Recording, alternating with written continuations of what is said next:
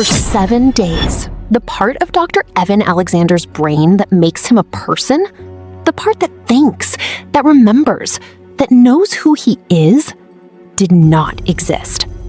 Not impaired, not slowed down. Gone. Eaten away by an infection so rare that, according to his own doctors, an adult's odds of contracting it are close to 1 in 10 million.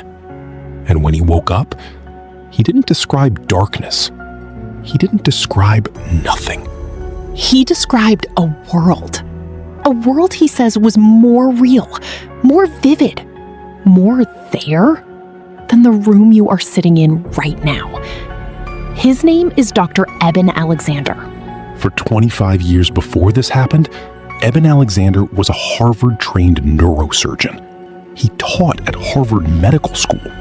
And when patients told him they'd had a near-death experience, he was the doctor in the room explaining, calmly, professionally, that what they felt was simply a dying brain, misfiring on its way out. He believed that completely. It wasn't a guess, it was his expertise. Then, on November 10th, 2008, his own brain did something that, by the standards of his own field, should have made conscious experience impossible. He woke up with a severe headache and back pain. Within hours, he was having seizures. By the time he reached the emergency room, the hospital where he himself had operated on patients for years, he was unresponsive. Doctors ran tests, and what they found explained everything and also explained nothing. Bacterial meningitis caused by E. coli in an adult with no prior illness, no surgery, no obvious cause. His doctors later told him, this form of meningitis is so rare in healthy adults that most neurosurgeons will never see a single case in their entire careers. He had it, and it was spreading fast. Now, I need you to hold this fact in your mind because everything that follows depends on it. His medical team ran CT scans of his brain, and what they saw confirmed the worst possible diagnosis. His neocortex, the outer layer of the brain responsible for thought, memory, language, and the experience of being a self, was coated in a thick layer of pus, swollen, inflamed. By every scan, by every test his medical team could run, it was not functioning. His doctors gave him, by their own account, almost no chance of survival. And if he did survive, they expected severe, permanent brain damage. Not because they were being pessimistic, because that is what the scans showed. For 7 days, Eben Alexander lay in a hospital bed in a deep coma. Machines kept him alive. His wife and sons were told to prepare for the worst. And during those 7 days, by the only measurements modern medicine had, there was no him in there to experience anything. Think about what you are being asked to accept here. Not he was unconscious, not he was sedated.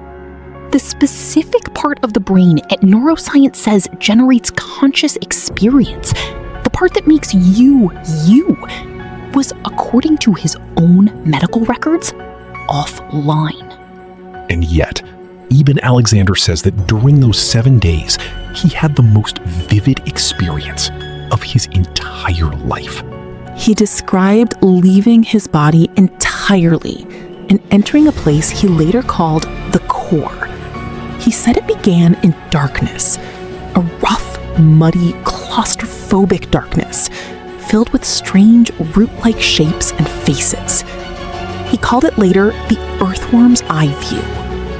And here is where it gets impossible to dismiss, in the way most people expect. From that darkness, he said he was pulled upward, into brilliant light, into a world of impossibly vivid colors, structures, and sound. It felt, in his words, more real than anything he'd experienced in 54 years of life, including his own wedding day. He says he was guided by a young woman, beautiful, dark-haired with high cheekbones, someone he had never met. She communicated with him without words, a feeling, he said, of pure, unconditional love, more total than anything he'd known. He returned. Against all odds, his infection began to clear. He woke up, and over the following weeks, slowly relearned how to speak, how to read, how to be himself again. Now, I want you to sit with this for a moment. Months later, Eben Alexander was reunited for the first time with his biological family. He had been adopted at birth, and his biological parents showed him a photograph of his biological sister, Betsy, who had died several years before he'd even known she existed. He says the moment he saw her photograph, he recognized her. The same face, the same dark hair, the same high cheekbones. The woman who had guided him through the core. Now, I need to address the most obvious counterargument directly, because this case has been investigated publicly, more aggressively than almost any other NDE on record. The Skeptic's argument goes like this. In 2013, the magazine Esquire published a lengthy investigation into Alexander's case. It raised two specific challenges.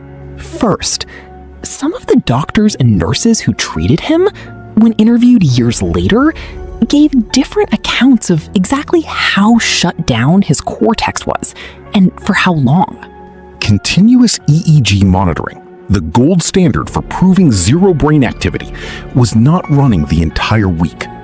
Critics, including neuroscientist Sam Harris, argued that Alexander's most vivid experiences could have occurred in the narrow windows while he was falling into or emerging from the coma. Moments when his cortex may have been partially active, not completely dark. Second, and this is the part that drew the most attention, the Esquire piece raised questions about the timeline. Specifically, whether Alexander saw the photograph of his sister Betsy before he wrote about recognizing her, not after, as he originally described. These are not small objections, and I'm not going to pretend they are. Alexander has pushed back on both points, standing by his account of the timeline and by his medical team's assessment that his cortex was, for the relevant period, not functioning in any way conventional neuroscience can currently explain. But here's what's actually true, stripped of both the commotion and the backlash. Even Alexander's harshest critics do not dispute that he had bacterial meningitis this severe. They do not dispute that his cortex was, for some portion of that week, profoundly compromised. What they dispute is the interpretation, whether what he experienced happened during the dark window or during the brain's return to function. That is the actual unresolved question. Not did something happen, but when exactly did it happen? Relative to a brain that was shutting down and restarting in ways doctors still don't fully understand.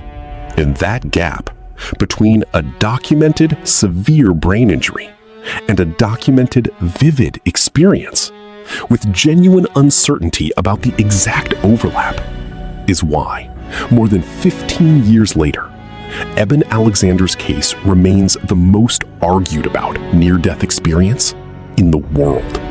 Subscribe, because next week, we leave behind a single case entirely.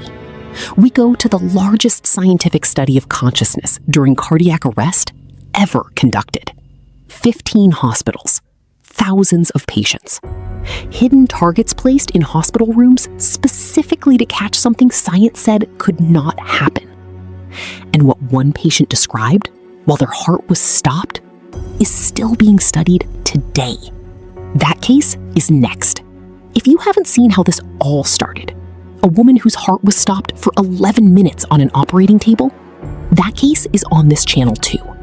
You already know something most people spend their whole lives avoiding. That is not nothing. That is the beginning.